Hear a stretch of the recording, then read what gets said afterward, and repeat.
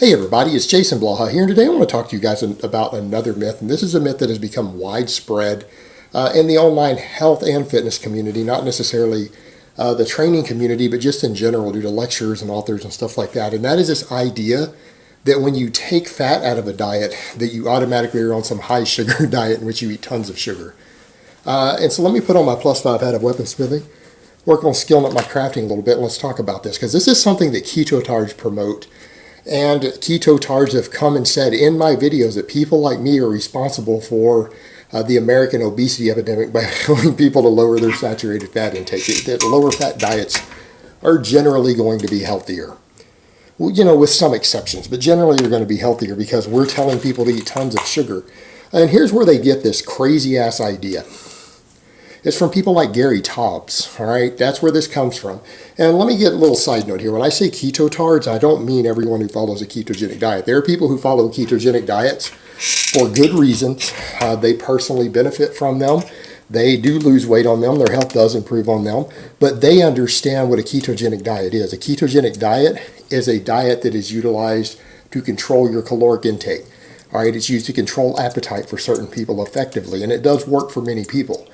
But they understand that there's not a metabolic advantage to it. A keto-tard is someone who actually thinks fucking insulin makes you store fat.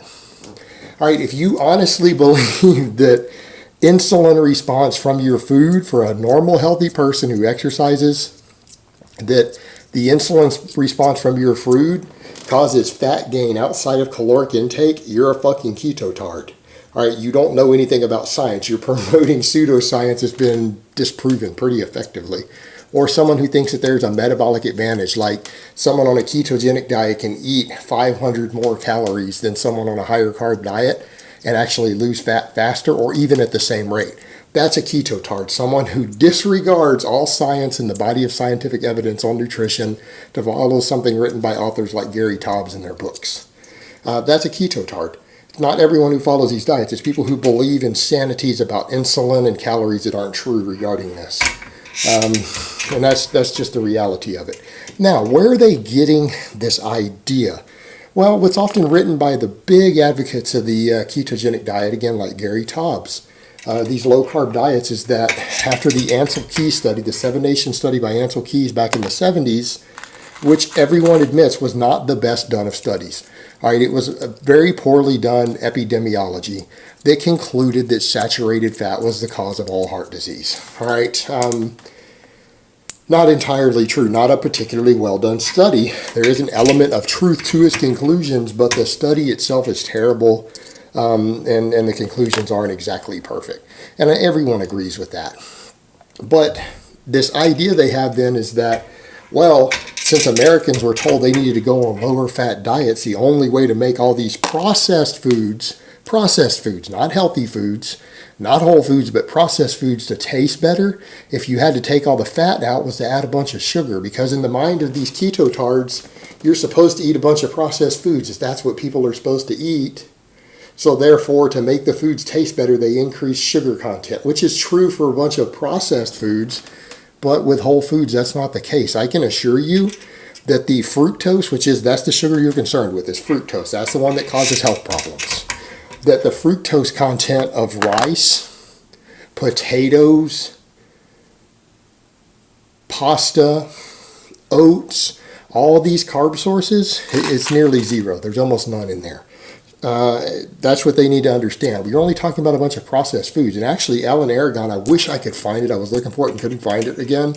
Alan Aragon did a big write-up in Math on this that he published a few years back, showing that actually the truth is when the obesity epidemic was going up after all of this, it turned out that, yeah, people were eating less animal source fat and they were eating more table sugar, but their total calories had gone up and the average American's calories from fat had gone up, meaning the extra caloric surplus they were taking in that counted towards a big chunk of the obesity epidemic was actually coming from vegetable oils and fried foods.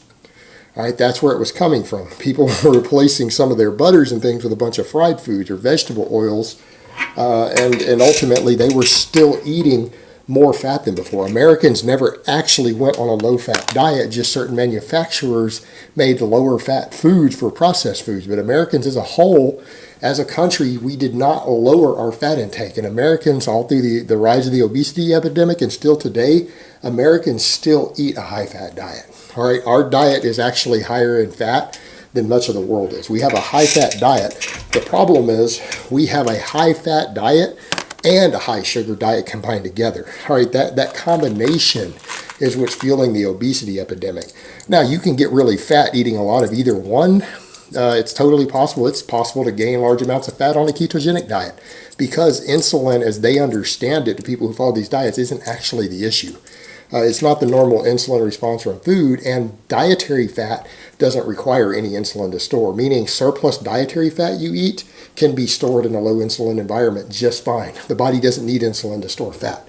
That's a massive ass myth. Big myth. But the reality is it's possible to eat a low-fat diet that doesn't have a ton of sugar in it. It's totally doable. In fact, medical doctors have used such diets.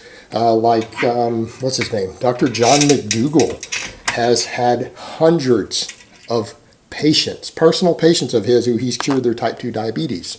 This is one of his areas of expertise. Meaning cured their type 2 diabetes is that they got to come off of the drugs, meaning they were able to maintain healthy blood sugar levels without using drugs like insulin or metformin. You know how he does it? He has people eat a very high starch, which is carbs, complex carbs, high starch, low fat diet. All right, meaning they're getting most of their calories from grains and starches, wheat, rice, potatoes, vegetables. All right, starches. He promotes a starch-based diet, low in fat, and whole foods, mostly whole foods, not a bunch of processed shit. And you know what? His patients, the majority of them, when they follow this and his other recommendations, are able to cure their type 2 diabetes, and they all lose body fat, incidentally. So this idea that people have that a lower fat diet is automatically high in sugar is insane. Yeah, that's only if you want to eat junk food, because junk food has to have fat or sugar in it to taste good. To give us that amazing taste that junk food has, you've got to have sweet or you've got to have fatty. But if we're not sitting around eating a bunch of junk food, this doesn't apply. And anyone who is concerned with their overall health and fitness is probably eating a diet comprised of mostly whole foods. I mean, let's be honest. People who really care about their health aren't sitting around eating Pop-Tarts and pie and cake all fucking day. They might eat it in moderation. They might avoid it. They might only eat it on special days, but it's certainly not staples in their diet. They're generally going to be eating whole foods of some type. All right, that's the norm. That's what people do who care about their health and fitness. But this idea that they're always perpetrating that people who are promoting low-fat diets are responsible for American obesity or Western obesity is fucking insane. The obesity epidemic is fueled by a high-fat diet combined with too much sugar thrown in on top of it. But most obese people, almost every single morbidly obese person in the United States, when you look at their diet, eats a high-fat diet. Almost all of them. And they eat a high-processed sugar diet. That's usually the combination that gets these people to being morbidly obese. They love table sugar, soda, deep-fried food, sausage, bacon, all that together. Cake, pie, that's what they eat to get that fucking fat. It's not some mystery here. It's not a low-fat diet that's doing that. Promise you, the obesity epidemic isn't being fueled by brown rice and chicken. All right, it's not happening. Total insanity that these keto tards promote. And, you know, it's ironic that the biggest proponent of the ketogenic diet for weight loss and health, while following it himself for decades, Dr. Atkins was morbidly obese and died of a heart attack. I mean, that is the leading proponent of the ketogenic diet for weight loss. He never actually lost weight on it. Just throwing that out there. He never lost weight on it and he died of a heart attack. There's your poster boy. That's your creator. The guy followed the diet for like 30 years and never got to a healthy body fat and still had a heart attack. I'm pretty sure it wasn't the table sugar that did that to him.